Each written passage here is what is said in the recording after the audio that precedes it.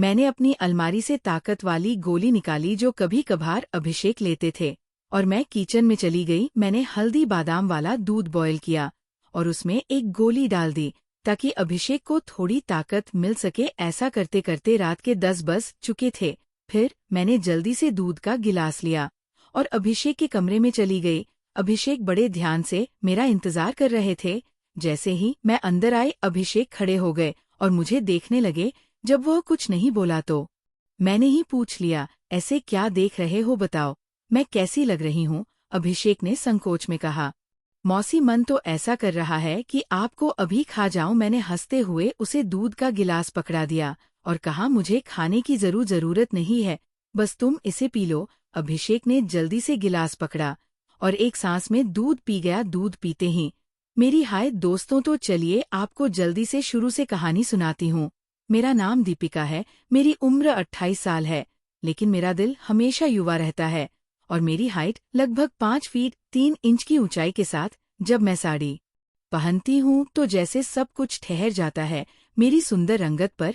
जब सूरज की किरण पड़ती है तो लगता है मानो मैं एक चांदनी रात में घूम रही हूँ। अब बात करते हैं मेरे 21 साल के भतीजे की, जो मेरा हो गया है। उसकी मासूमियत और उत्साह ने मेरे मन में एक हलचल सी मचा दी है।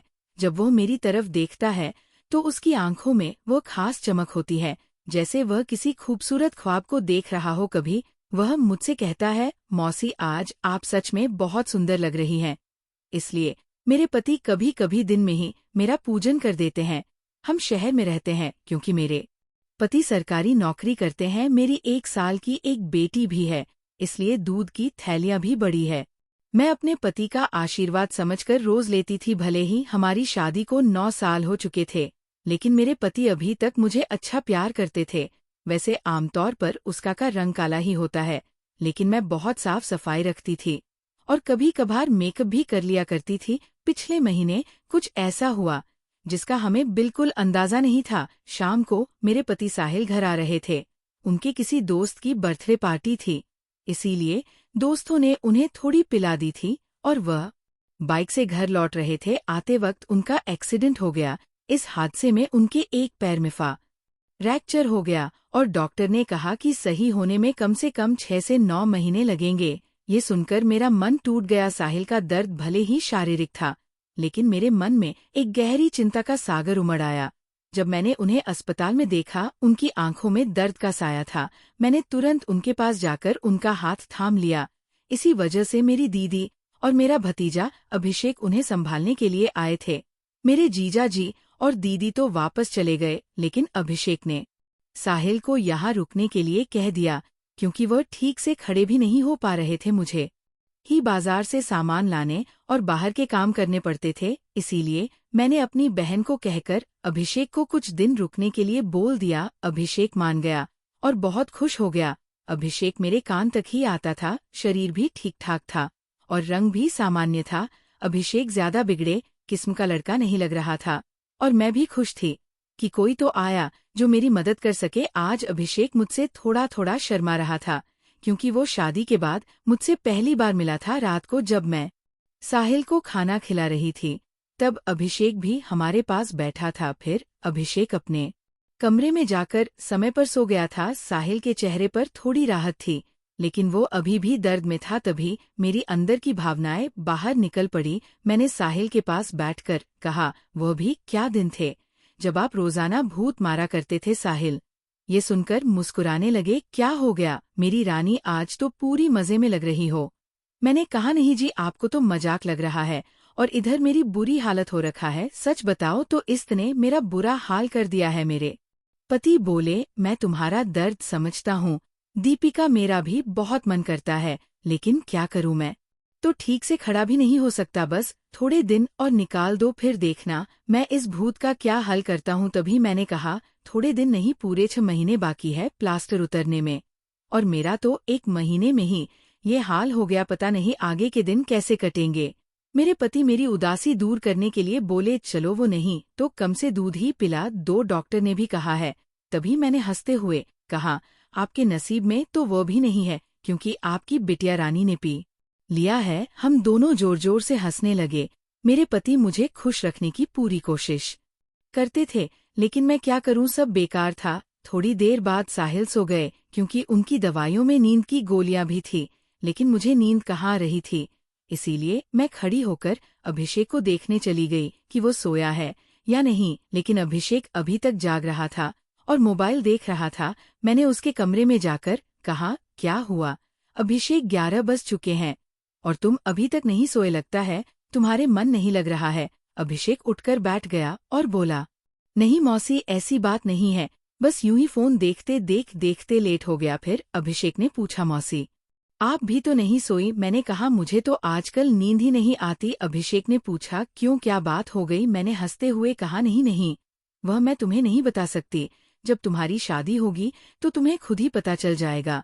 मेरे मुंह से ऐसा सुनते ही अभिषेक ने अपनी नजरें नीचे झुका ली और अंदर ही अंदर मुस्कुराने लगा। तभी मैंने कहा, अरे तुम तो इतनी सी बात पर शर्मा गए, अच्छा बताओ अभी तक कोई लड़की पटाई है या नहीं? अभिषेक कुछ नहीं बोला, उसे अभी भी शर्मा रही थी। तभी मैंने उसका हाथ पकड़ा और कहा, अरे पागल, अपनी मौसी से इतना मत शर। माओबत धीरे से बोला, मौसी सच बताओ तो ऐसी बातें मैंने अभी तक अपने दोस्तों से भी नहीं की है। मैंने कहा, अच्छा तो मुझे अपना दोस्त ही समझ लो ना, क्योंकि मुझे ऐसी बातें करने में बहुत मजा आता है। अभिषेक ने कहा, हाँ मौसी एक थी, लेकिन उसने अभी मेरे से दोस्ती तोड़ दी है। मैंने पूछा, तुमने उसकी पिटाई तो कर दी होगी ना? अभिषेक बोला, नहीं मौसी सच बताओ तो मैंने उसे ढंग से टच भी नहीं था। मैंने मुंह बनाते हुए कहा, तुम तो बड़े भोले हो। अभिषेक, चलो कोई बात नहीं, अब तुम मेरे पास आ गए हो तो मैं तुम्हें सब सिखा दूंगी। मैं बातें करते करते अभिषेक के कमरे में ही सो गई थी। सुबह जब मेरी आंखें खुली तो अभिषेक बेड पर बैठा हुआ मुझे ही निहार रहा था। मेरे उठते ही अभिषेक ने मुझे गुड मॉर्निंग बोला। जब मैंने पूछा, क्या देख रहे हो, तो वह बोला, मौसी आप सच में बहुत खूबसूरत हो। मैंने मुस्कुराते हुए बोली, अच्छा तो अब तुम सुबह सुबह खूबसूरती का नजारा ले रहे हो, और रात को तो बड़े शर्मा रहे थे। अभिषेक मुस्कुरा कर पूछने लगा, मौसी आप बुरा ना मानो तो एक बात पूछ सकता हूँ? मैंने कहा, अरे पागल, मैं क्यों बुरा मानूंगी, पूछो क्या पूछना है। अभिषेक मुझसे कहने लगा, मौसी सच सच बताना, आप जो 2.5 किलो के वजन अपने पास लिए घूमती हो, आपको भारी नहीं लगता क्या? उसकी अब बात सुनकर मेरी हंसी छूट गई। इसके बाद अभिषेक मुझसे काफी खुल गया था और अब वह मुझसे ज्यादा शर्म नहीं करता था। इससे मैं भी बहुत खुश थी, क्योंकि अब मेरा भी समय अच्छे से कटने लगा था। अभिषेक को आए हुए 11 से 13 दिन बीत चुके थे और वह मुझसे काफी घुल मिल गया था। वो बाहर के सारे काम कर देता, बाजार से सामान ले आता और अपने चाचा को भी घुमा देता। मेरी तो बहुत सेवा करने लगा था। शाम को मेरा सर भी दबा देता और कभी कभी मेरे शरीर को भी आराम देता। लेकिन मेरी फरमाइश दिनोंदिन बढ़ रही थी और मेरे पति की हालत अब भी वैसी ही थी। अब सब कुछ मेरी बर्दाश्त के बाहर हो चुका था। मैंने सोचा कि अब तो अभिषेक ही है जो मेरी हेल्प कर सकता है। वैसे मेरे पड़ोस में भी 3 लड़के रहते थे जो स्टडी करते थे। वे भी मुझे देखते थे। जब भी मैं छत पर बाल सुखाने या कपड़े सुखाने जाती तो वे मुझे ही देखते, और पहले तो मैंने सोचा कि उनमें से एक को पकड़ लो ताकि कुछ समय के लिए काम चल जाए। लेकिन फिर मैंने सोचा कि मैं इस घर की इज्जत हूँ और कल को पता नहीं इनमें से कौन मुझे या मेरे पति को बदनाम कर दे, इसीलिए मैंने उन्हें भाव नहीं दिया। लेकिन अभिषेक तो घर का ही है, इसीलिए मैंने सोच लिया कि वही मेरी हेल्प कर सकता है। आज मैंने पक्का प्लान बना लिया कि आज अभिषेक हेल्प ले ही लूंगी। उसके बाद मैं रसोई में खाना बनाने चली गई। जैसे ही अभिषेक नहाकर फ्रेश होने के बाद रसोई में आया, मैंने दूध निकालने का बहाना बना दिया। मैं रसोई घर में ही लोटे से दूध निकाल रही थी। मेरी बेटी अभी नानी के घर गई हुई थी, क्योंकि घर में उसे संभालने वाला कोई नहीं था, इसलिए अब बाकी का दूध निकालना पड़ता था और घर में मेरे पति और अभिषेक के अलावा कोई नहीं था। जैसे ही अभिषेक कमरे के अंदर आया, मुझे देखकर उसके चेहरे का रंग ही उड़ गया। वह इतनी तेजी से घबरा गया मानो उसने कोई बहुत बड़ी गलती कर दी हो। उसकी आंखों में डर साफ दिखाई दे रहा था। हकलाते हुए बोला, सॉरी मौसी, मुझे माफ कर दो, मैंने ध्यान नहीं दिया। इतना कहकर वो तुरंत बाहर निकलने के लिए मुड़ा, लेकिन मैंने उसे आवाज देकर रोक लिया। मैंने मुस्कुराते हुए कहा, अरे अभिषेक, इतनी घबराहट क्यों? इसमें ऐसी कौन सी बड़ी बात हो गई? अंदर आओ और मेरी थोड़ी मदद कर दो। वो अभी भी असहज महसूस कर रहा था। उसके कदम रुक तो गए थे, लेकिन चेहरे पर शर्म साफ नजर आ रही थी। धीरे से बोला, मौसी, ऐसे कैसे अंदर आ जाऊं? उसकी झिझक देखकर मुझे हंसी आने लगी। मैंने प्यार से कहा, इतना शर्माने की जरूरत नहीं है। जल्दी से इधर आओ और हाथ बंटाओ। अभिषेक का मन तो पहले से ही वही रुकने का था, लेकिन रिश्ते की मर्यादा उसे रोक रही थी। वो धीरे धीरे कदम बढ़ाता हुआ रसोई तक आया और मेरे पास खड़ा हो गया। उसकी नजरें बार बार मेरी तरफ उठ रही थीं। वह कुछ बोल नहीं रहा था, बस मुझे देखे जा रहा था। मैंने हंसते हुए कहा, ऐसे क्या देख रहे हो? क्या पहली बार किसी को काम करते हुए देखा है? वह तुरंत बोला, माँ कसम मौसी, मैं बता नहीं सकता कि मुझे कैसा लग रहा है। बस बहुत अच्छा लग रहा है। उसकी बात सुनकर मैं मुस्कुरा दी और बोली, बस करो अब तारीफें और इधर ध्यान लगाओ। थोड़ी देर बाद उसने कहा, मौसी, मुझे तो ये सब करना आता ही नहीं। मैंने हल्के से उसके हाथ में सामान पकड़ाते हुए कहा, अरे इसमें कौन सा पहाड़ टूट रहा है, बस आराम से करना है। धीरे धीरे उसका डर कम होने लगा। अब वो थोड़ा सहज होकर मदद करने लगा था। उसके हाथों में तेजी आने लगी थी। मैं मन ही मन सोच रही थी कि अब ठीक से काम हो जाएगा। तभी अचानक मैंने देखा कि वह तो खुद ही बुरी तरह घबरा गया। उसका चेहरा लाल पड़ चुका था। उसकी हालत देखकर मुझे समझते देर नहीं लगी कि वह पहली बार किसी ऐसी स्थिति में पड़ा था। मैं अपनी हंसी रोक नहीं पाई और मजाक में उसके कंधे पर हल्का सा मारते हुए बोली, ये क्या किया तुमने? अभी तो ठीक से शुरुआत भी नहीं हुई थी। वो शर्म से पानी पानी हो गया। हड़बड़ाकर बोला, सॉरी मौसी, सच में मैंने पहले कभी ऐसा कुछ नहीं किया, इसलिए कंट्रोल नहीं कर पाया। इतना कहकर वो बिना मेरी बात सुने जल्दी से वहां से निकल गया। मैं उसे रोकना चाहती थी, लेकिन फिर सोचा कि अभी उसके लिए ये सब संभालना आसान नहीं होगा। मैंने ज्यादा जोर नहीं दिया। उधर खाना भी देर से बन रहा था, इसलिए मैंने जल्दी जल्दी काम खत्म किया और साहिल के कमरे में खाना लेकर चली गई। साहिल बेहद शांत और सीधे स्वभाव के इंसान थे। उनकी सादगी ही उनकी सबसे बड़ी खूबी थी। जब मैं खाना लेकर पहुंची तो मैं पसीने से पूरी तरह भीगी हुई थी। मुझे देखकर उन्होंने चिंता से कहा, दीपिका, इतनी जल्दी जल्दी काम क्यों करती हो? थोड़ा आराम से भी किया करो। देखो खुद को कितना थका लिया है। मैंने उन्हें छेड़ते हुए कहा, ये तो कुछ भी नहीं है। जब आप काम करते हो तब मेरी हालत इससे भी ज्यादा खराब हो जाती है, लेकिन तब आप मेरी एक नहीं सुनते। मेरी बात सुनकर साहिल मुस्कुरा पड़े और बोले, तुम भी ना, हर बात को कहाँ से कहाँ ले जाती हो। उन्होंने खाना खाया, दवा ली और थोड़ी ही देर में उन्हें नींद आ गई। मैं भी काफी थक चुकी थी, इसलिए नहा धोकर फ्रेश हो गई। फिर मैंने सोचा कि एक बार अभिषेक को भी देख लूं। जब उसके कमरे में गई तो वो गहरी नींद में सो चुका था। शायद दिन भर की शर्म और घबराहट ने उसे थका दिया था। शाम को जब मैं उसे चाय देने गई तो वह मोबाइल चलाते हुए बैठा था। मुझे देखते ही उसके चेहरे पर मुस्कान आ गई। मैंने मजाक में पूछा, क्या बात है अभिषेक, आज बड़े शांत लग रहे हो? वो हल्का सा मुस्कुराया और बोला, मौसी, आज जो हुआ वो मेरे लिए बिल्कुल नया था। प्लीज आप बुरा मत मानना। सच कहूं तो मैं खुद को संभाल नहीं पाया।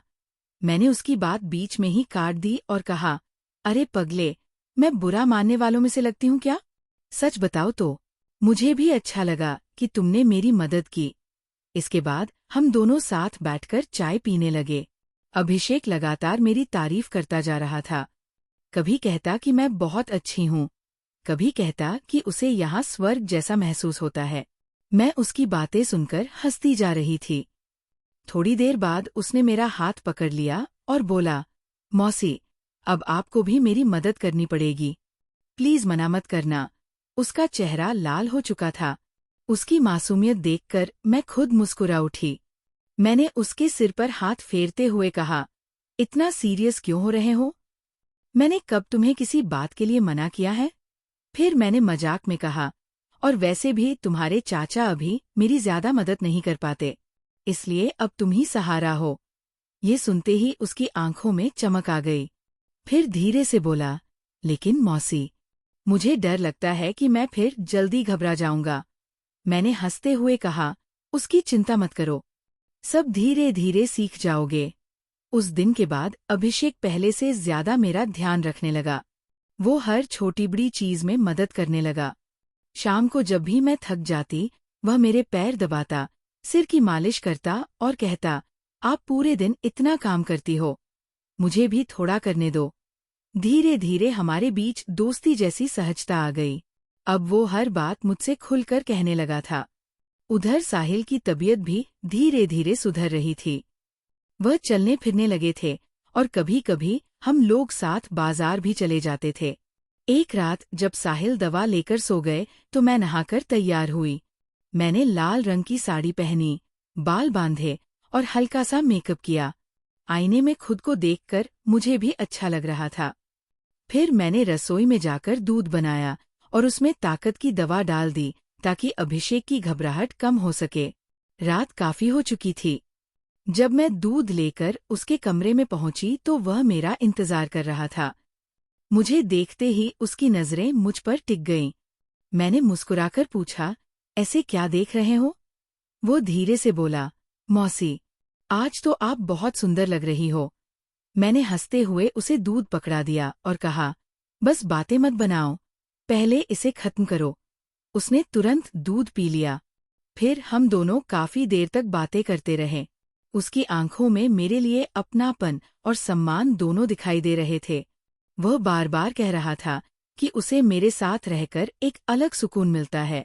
समय के साथ हमारे बीच की दूरी कम होती गई, लेकिन कहीं न कहीं मुझे एहसास था कि भावनाओं में बहकर इंसान कई बार ऐसे फैसले ले लेता है जिनका असर रिश्तों पर पड़ता है। मैं जानती थी कि जो कुछ भी हो रहा था वो पूरी तरह सही नहीं था, लेकिन परिस्थितियां इंसान को कमजोर बना देती है। आज जब मैं पीछे मुड़कर देखती हूँ तो लगता है कि रिश्तों की असली खूबसूरती विश्वास और मर्यादा में होती है। इंसान को अपनी भावनाओं पर नियंत्रण रखना चाहिए, क्योंकि एक पल की कमजोरी कई रिश्तों को बदल सकती है। जीवन में प्यार, अपनापन और देखभाल जरूरी है, लेकिन उतना ही जरूरी है सीमाओं को समझना। साहिल की सेवा करते हुए मैंने यह सीखा कि सच्चा रिश्ता वही होता है जहां जिम्मेदारी और सम्मान दोनों बने रहें। वही अभिषेक की मासूमियत ने ये एहसास कराया कि इंसान भावनाओं में बहकर गलत राह पर भी जा सकता है। इसलिए हर कदम सोच समझकर उठाना चाहिए। रिश्ते जितने खूबसूरत होते हैं उतने ही नाजुक भी होते हैं। अगर उनमें विश्वास टूट जाए तो फिर सब कुछ बदल जाता है। इसलिए जीवन में हमेशा सही और गलत का फर्क समझना जरूरी है।